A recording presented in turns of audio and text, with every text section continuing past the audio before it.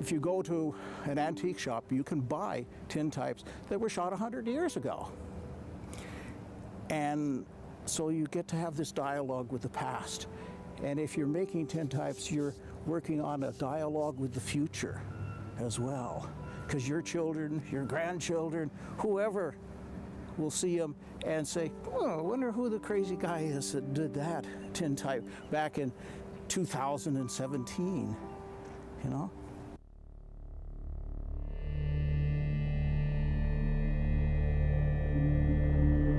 Welcome to EIDOS the podcast, where we explore the ways in which ideas take their shape and form through the arts.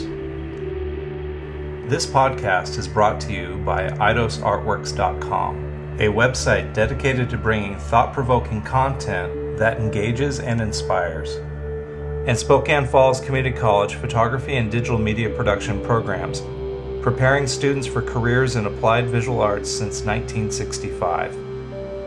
And the Richmond Art Collective, supporting artists in downtown Spokane with affordable studio spaces and a gallery located in the historic Richmond Hotel building.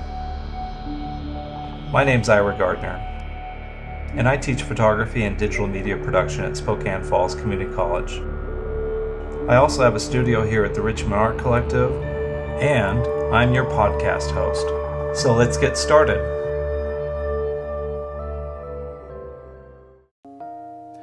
In this episode, we're going to take a look at an early photographic process, and we're going to meet two artists who are making this historic photochemical process relevant in the era of digital technology.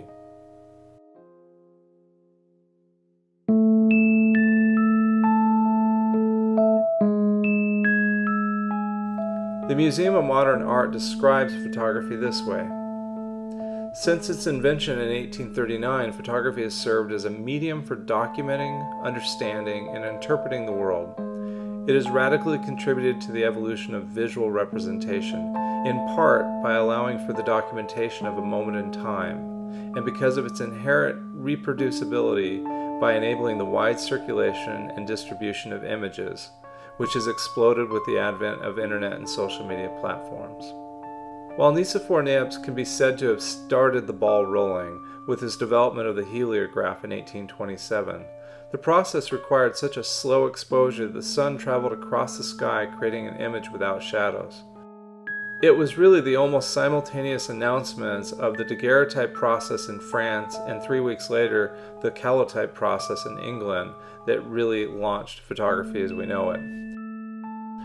The daguerreotype is still, in my mind, the most exquisite photographic image, but it lacks something that Talbot's calotype did not, which was reproducibility. Essentially, Talbot's process created a paper negative that could be exposed directly onto another sensitized sheet of paper to reproduce multiple positives. The daguerreotype had superior qualities of sharpness, but could not be reproduced. It was a monoprint. In the end, the process of reproduction became more impactful on culture. Mass media and popular culture became synonymous. In 1851, another Englishman, Frederick Scott Archer, seemed to combine the best of both worlds with the development of wet plate collodion photography. This process involved adding silver nitrate to a solution of collodion and coating a piece of glass or metal and exposing it before the solution fully dried and became inert. When applied to a piece of metal, you had something that was similar to a daguerreotype in terms of some of its sharpness characteristics and being a one-of-a-kind image. And it was vastly cheaper to produce, which made it extremely popular among portrait artists and the consumers that wanted to buy something affordable. If the collodion solution was coated onto a glass plate, you had the ability to use that glass plate as a negative and expose light through it onto a photosensitive albumin paper. The glass allowed photographers to retain a sharpness similar to a daguerreotype and to make multiple reproductions like the calotype. Wet plate collodion photography is the technology that photographers like Matthew Brady, Alexander Gardner, and Timothy O'Sullivan used to document the American Civil War and the vast Western landscape after the war. Stoic images and bleached out skies define this era of photography. Today, this process is experiencing a resurgence of interest from a generation that is looking for something different than current digital pixel technology. Last week, I had the opportunity to spend some time with Dr. Greg Roth, who is an adjunct professor of philosophy and photography at Spokane Falls Community College. He's an enthusiastic practitioner of historic photographic processes. He and I collaborated for 6 months last year on a portrait project where we made 10 types of everyday people who make a difference in our lives. First up in this episode, we get the opportunity to meet Dr. Roth and listen to his explanations of this unique process.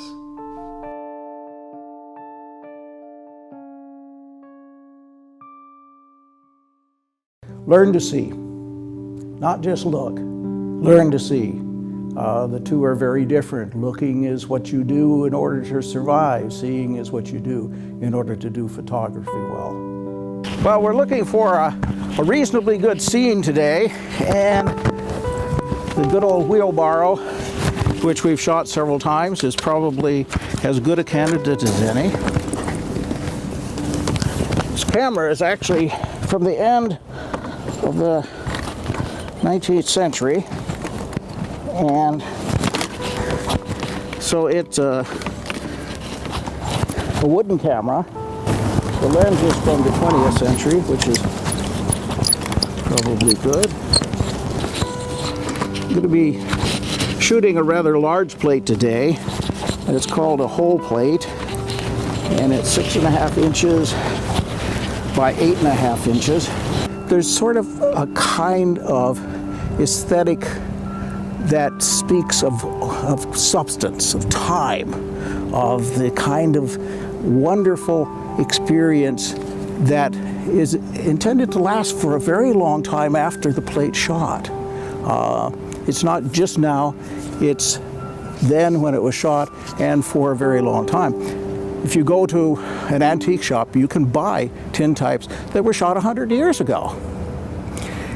And so you get to have this dialogue with the past.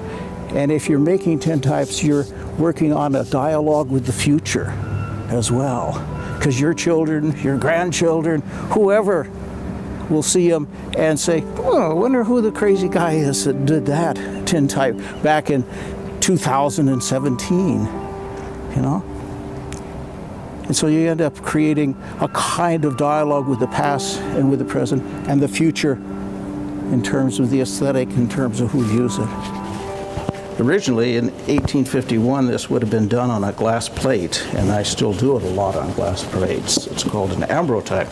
This, however, is trophy metal, and it's a modern form of this that was first done on what was called Japan steel.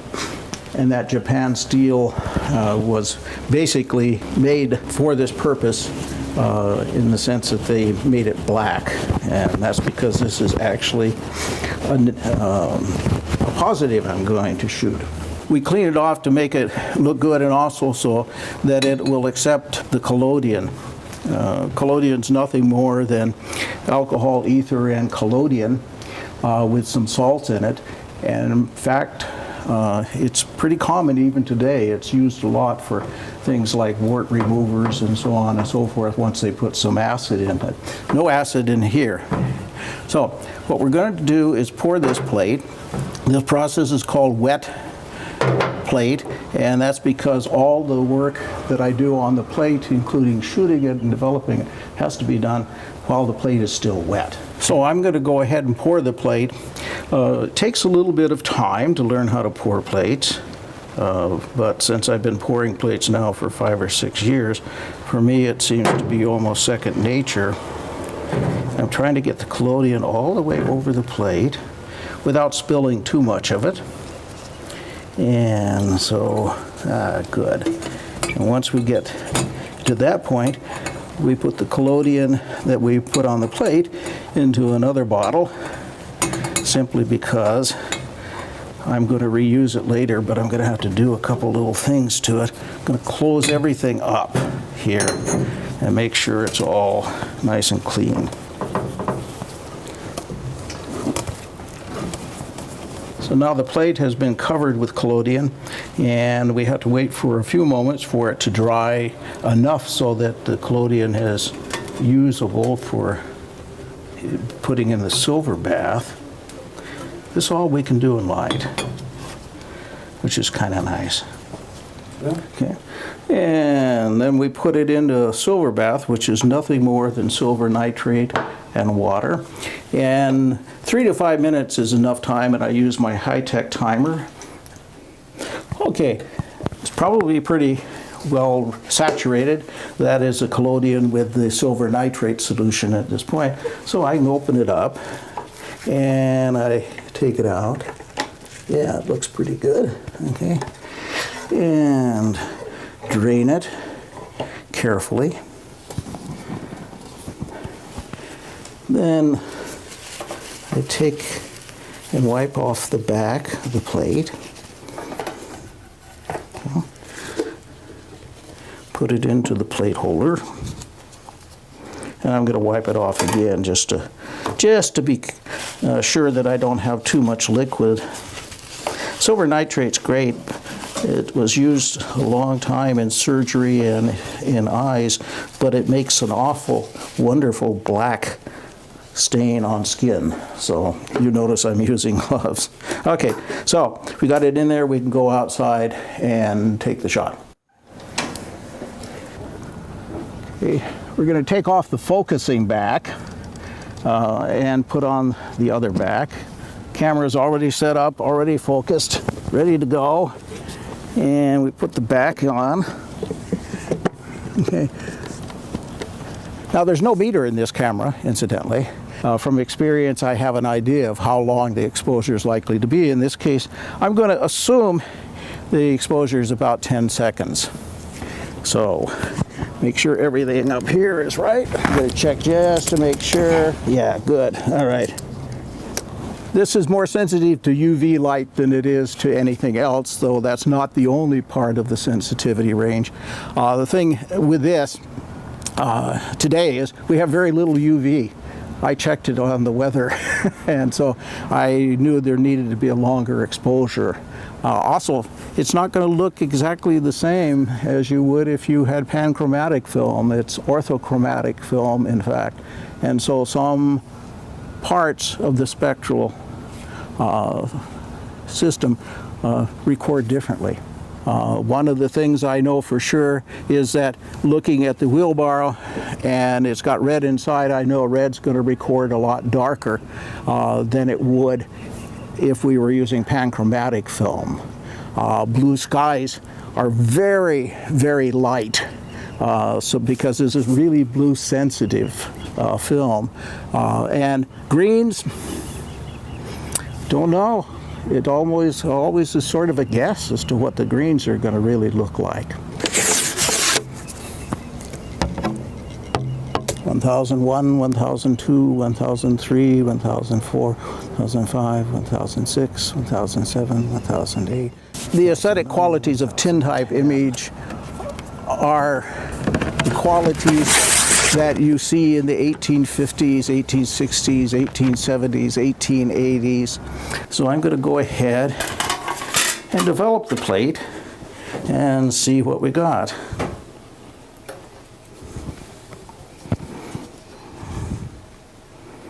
Okay. It's coming in real fast, which means in this case, I must have made a really good guess as to what the exposure time should be. That's warmer than I thought it was.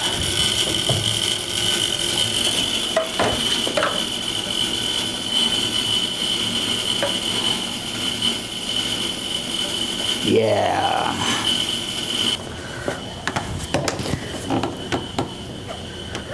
Okay, I'm wondering why it's doing that. All right.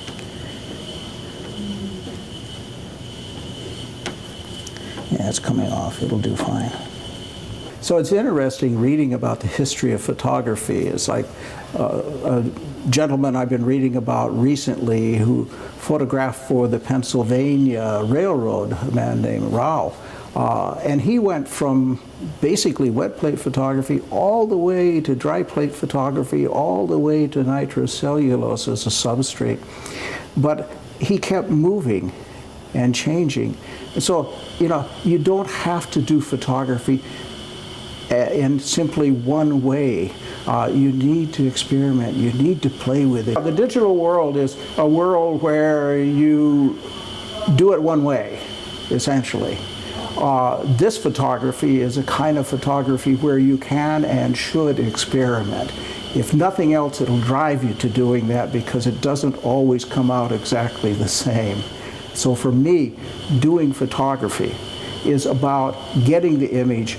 No matter how I get to it, I will use whatever process. I will go all the way from, say, an ambrotype, which is nothing more than a glass plate tin type, to scanning, to printing on a digital printer. Doesn't matter. It's all photography. This is a wonderful world we're in. I think the problem today is that we have become so compartmentalized in the way we understand things that we've forgotten that the great geniuses of the past did multiple different things. And so we do it one way. I don't think it's technology's fault. I think it's the fault of the way we think about how we do these things. Rao did a number of different things in terms of photography, all the way from wet plate to nitrocellulose substrate. That was true too of Jackson, true of the really great photographers. They went with the flow. Stoddard, Seneca Ray Stoddard in the Adirondacks, went all the way from wet plate all the way through nitrocellulose. And in all those cases, they built on the past. They had the experience. They knew what it could do and the possibilities that were there. And knowing those possibilities was what made them the great photographers they were. Okay, I've been doing wet plate photography for about 6 years. First time I did it was actually in England at Talbot's home at Lake Hawk Abbey with the George Eastman Museum's program there. The reason I really like to do wet plate photography is it's so hands-on. I get to create everything from the chemicals I use in terms of mixing them to the plates I use, especially if I'm using glass plates. I get to coat the plates.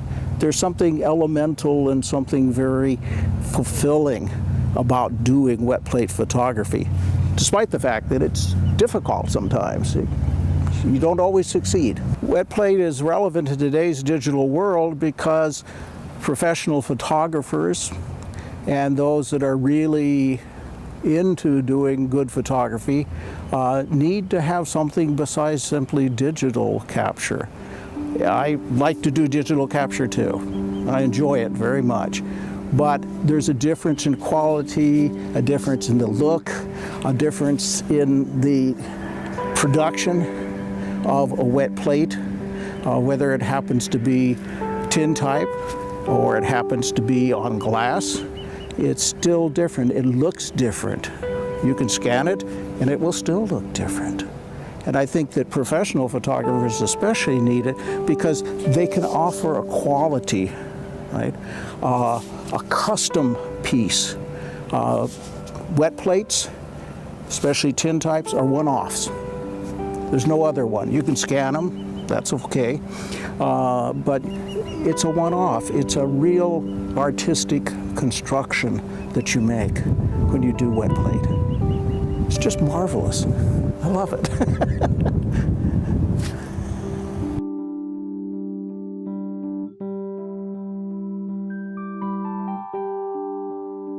Well, Greg has certainly been an inspiration to me. His gentle coaching in teaching me the wet plate process has inspired me to do some original work. And I think when we think about originality and think about working with the tin type in particular, as my next guest is about to share with us, that there's something about knowing that there's only that one image, that everything else is a copy, is pretty significant. That psychologists have looked at why we value original artwork so much more than reproduction.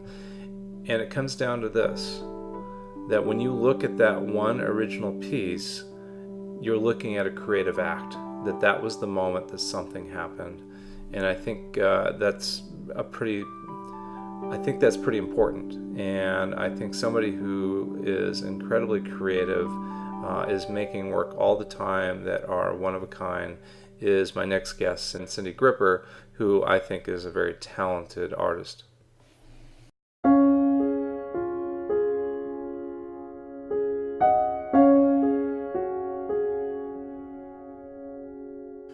So I'm here with my friend Cindy Groepper, who is a wet plate photographer, among other things, and we just wanted to talk a little bit about, what do you love about wet plate photography? Well, I love it because it's tactile. It's everything you do from start to finish, you do by hand, and it's creative. If I flub up, I can wash the plate off again and start over again. So it's one of those, it's almost like a Polaroid, in a sense, but I don't know, it leaves some earthy, textury kind of feel, and I love the old time feeling that it gives you in a picture. How'd you get started with wet plate? Oh, my son came over for Christmas one time and he said, "Hey Mom, let's do something fun," and so he suggested we do wet plate, and we've never done it, so we bought the kit to do it, and it was a real basic kit. And then after he left and went home, it was like, I kind of like that. That was kind of a fun process. So I went down to Denver and learned to process down there. It was a wet plate process. And then came back and I was thinking, who in Spokane does this?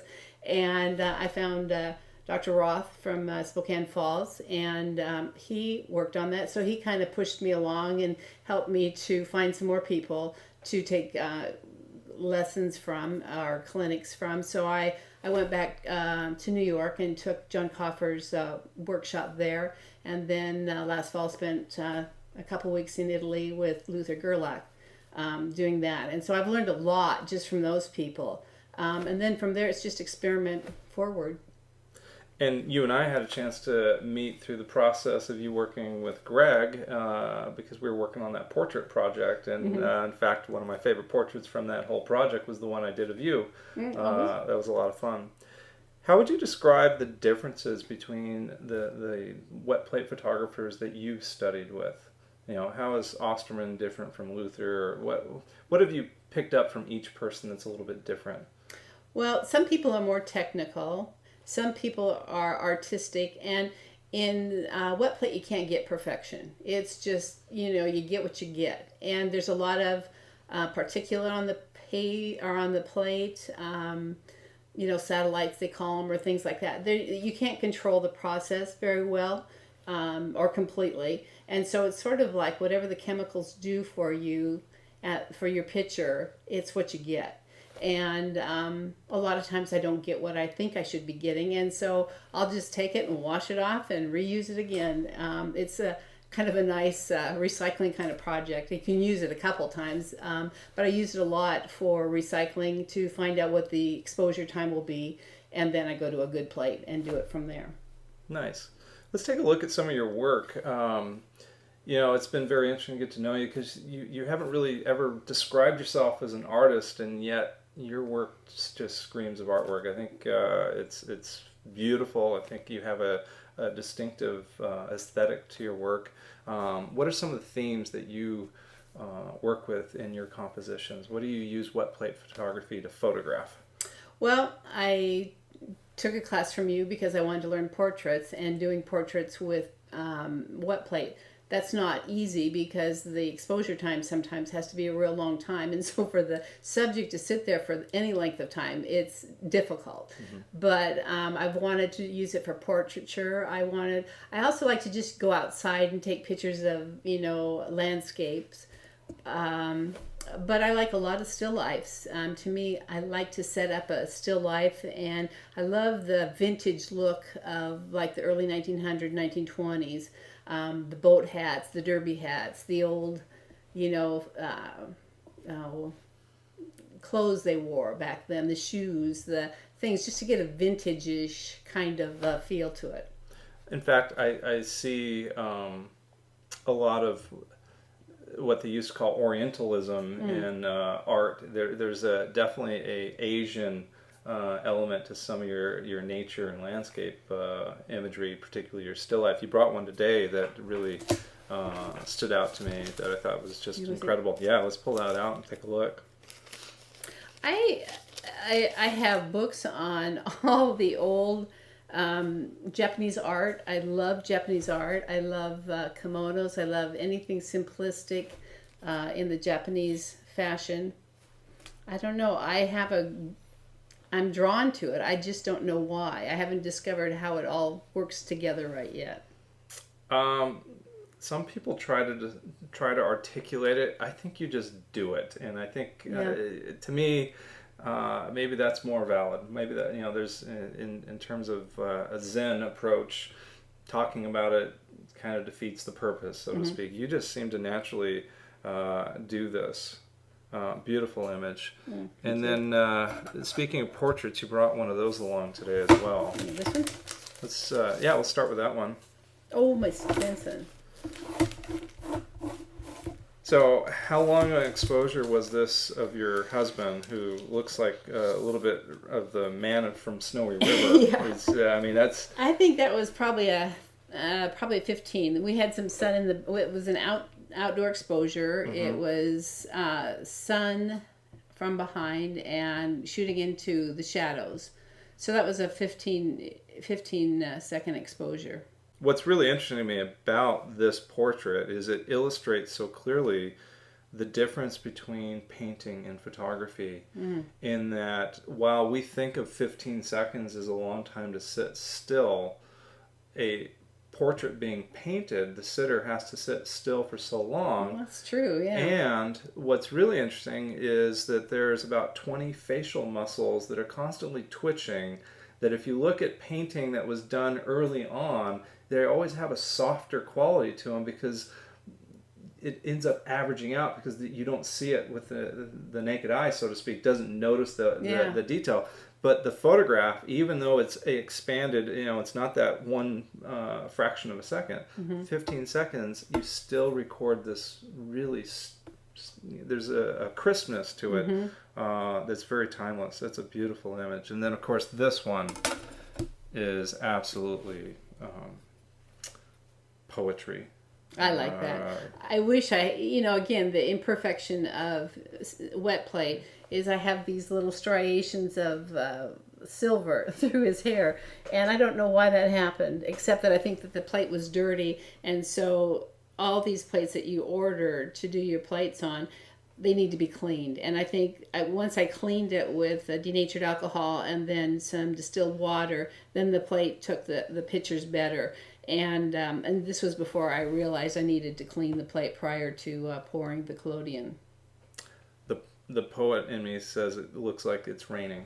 Oh, yeah. I love that picture. It's a gorgeous image. And tell me about, who is this in the... That's my grandson, and I had him on a stool, and I said, look at the book, pretend you're reading the book and stuff, and he's a very smart little boy, but he has a hard time sitting still. Oh my gosh, every little twitch, as you said, 20 muscles in your face. Yeah. He's twitching all over the place, and somehow, for some lucky reason, we got an exposure like that. I think it was easier for him to concentrate on something than to look at me and think, I don't want to twitch. So. Well, I think, there's just something so, like you said, tactile, that you've created this memory, this document that there's something that transforms. There's a spirit, I think, that exists in both those portraits. And of course, this still life as well. What else did you bring? Well, it's like Christmas today. Yeah, I have. You can choose from these what you want to. Well, this is fun.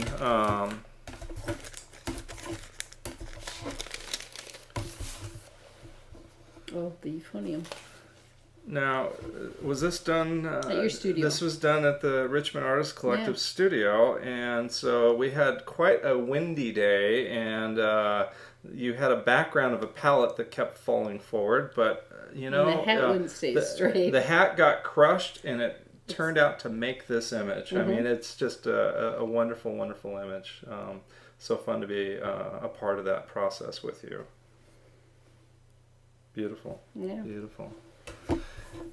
Let's take a look at some of the images that we have on the screen, because this is kind of gives people a sense of your aesthetic style. And I look at the formal composition here; it's just beautiful. Thank you. And you seem to really some of your work with the way you blend old technology and science with it is, I think, gives us a pause to think about and reflect about the world we're in today by looking at the past. I mean, I don't know if that's something you consciously think about, but there's a theme here, for example, of the 3D viewer and how important looking and seeing is to our understanding of the world. Yeah. Tell me about that one. Well, I can't remember if it was Strand or Steichen. One of them did a study on sunflowers. And so last summer I tried to grow my sunflowers, and my sunflowers didn't grow very well, but you can buy them at the store and stuff. And I just loved how he had positioned the flower. It was just one gigantic head of a flower and a real close-up of it. And so it was like, they said he did a whole study of sunflowers, and I thought, well, I can grow sunflowers, and I can do a study of it. So that was going to be, this is going to be my study. So this year when I have some sunflowers, I'm hoping to get a great big head and have it just falling over a little bit, and then take pictures of it, because I think they're just a beautiful flower. Do you happen to remember what kind of exposure time you had for that exposure? That was a while ago. That was last year. I don't know. Probably, I usually, earlier on in my taking pictures, I left it wide open, so it was like a 5, 6, or 8. I rarely go to 16, but just recently started doing that, and that's kind of brought in a new element of intrigue. But is it like a 15-second exposure? Oh, the exposure 20? time. Yeah. That was out in the sun. It was probably about a 15 to 20 second exposure. Although, in this theme of wet plate being about slowing down, when you think about how many months did it take for you to grow your subject of your photograph? Yeah. Right? I mean, this is all about an investment of time and really having to think about it and plan ahead, aren't you? Mm-hmm. Yeah. That's one of my favorites. I love that. I love the scientific. I love flowers in it. It's something you wouldn't expect. You'd expect chemicals or something scientific, and I thought flowers brought a great peacefulness to it. It does make one think about how early science was so much about direct observation and gathering samples, and the role that photography played in becoming the de facto document that we would use to record those findings. But actually this brings back a time of when they would sketch, and even when we look at the photographs of Karl Blossfeldt's doing those botanical studies, that somehow that's where photography found itself initially, was as a science that through the practice became the art. And I think that's part of what this is, a juxtaposition of science and art, just as the wet plate photography was. And these are just gorgeous. I think it's an old oil can back there. It's orange, and I wasn't sure how dark it would come out. It came out pretty dark. So how often is what you end up with different than what your eye sees? Practically every time. Yeah, that's that. Lady Eastlake in the 1850s wrote this article about, it just seems that some things are more photogenic than others, that photographers had to go out certain rocks and trees and certain textures would show and other things wouldn't. And we were just scratching the surface of understanding the spectral sensitivity of the film materials we're working with. And so with wet plate, you're working with orthochromatic film, right? So it doesn't see the blue, does it? It doesn't see color. Yeah. I have this hand, and I just love using it. It's just, I don't know what it is, but I kind of like the, I don't know, grotesqueness maybe of it, or I don't know.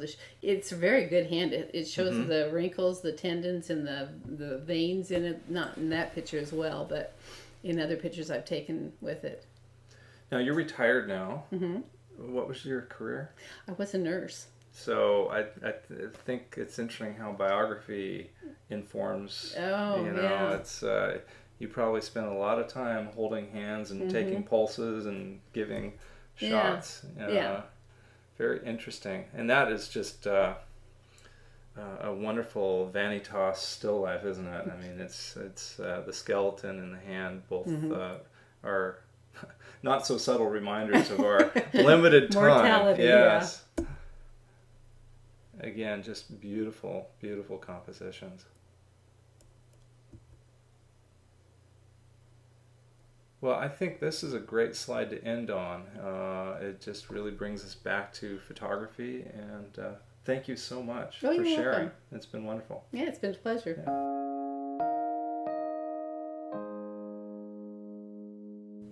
So I'd like to end this episode with something that we can take away from this wet plate photography and bring into the digital world, and that is how we use our cell phone when we make a photograph with it. There's an assignment that I actually give my students where I tell them I want them to make a cell phone daguerreotype or a cell phone wet plate portrait. And what I mean by that is this idea that you slow down, that you engage the subject in looking, and I give this rule where you have to hold the camera still and you have to lower it and present it very straight on, symmetrical to the person you're photographing, and you have to wait at least 30 seconds or a minute before you click the button or you push on the screen to make the image.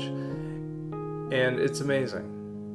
It really works in that the qualities of this digital photograph take on something of a greater significance, that the person you're photographing is transformed into something empowering.